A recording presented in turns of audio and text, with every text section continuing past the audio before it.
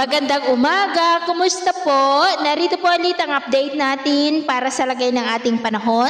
Ngayong umaga po ng July 8, 2024 na kung saan sa ngayon ay patuloy pa rin ang pag-ihip ng easterly sa silangan ng Luzon at Visayas, habang ang Intertropical Convergence Zone ay patuloy na nag-i-extend sa may Palawan at Mindanao.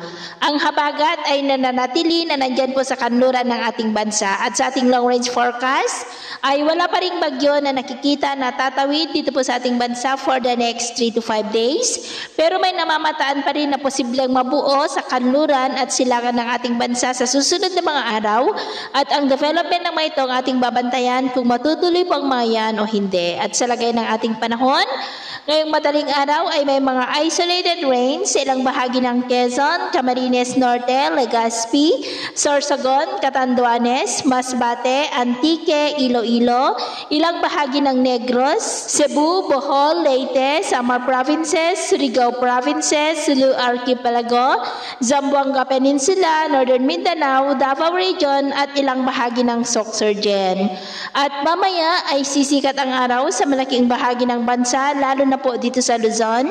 Pero may chance pa rin ng maulap na kalangitan with isolated rain sa may Bicol Region, Mimaropa, ilang bahagi pa ng Ilocos Sur at Ilocos Norte, ilang bahagi ng Quezon, Panay Island, Negros, Cebu, Bohol, Leyte, Southern Samar, Catarman, Dinagat Island, Surigao del Sur, Sulu Archipelago, Zamboanga Peninsula, Northern Mindanao at Davao Region, maging po sa ilang bahagi ng Sorsogon. Hapon, mas maraming lugar muli dito sa ating bansa ang makakaranas ng maulap na kalangitan with isolated light to heavy rains. Kaya mag-ingat po tayo sa posibleng banta pa rin ng mga pagbaha at pagguho ng lupa.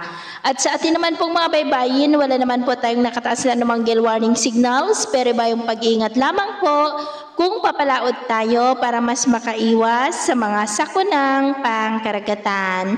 So, yun po ng latest update natin sa araw na ito. At ako pamuli si James na nagsasabing, sa kahit na pagsubok po na darating sa ating buhay, huwag na huwag po tayong mawawalan ng pag-asa. Thank you and God bless!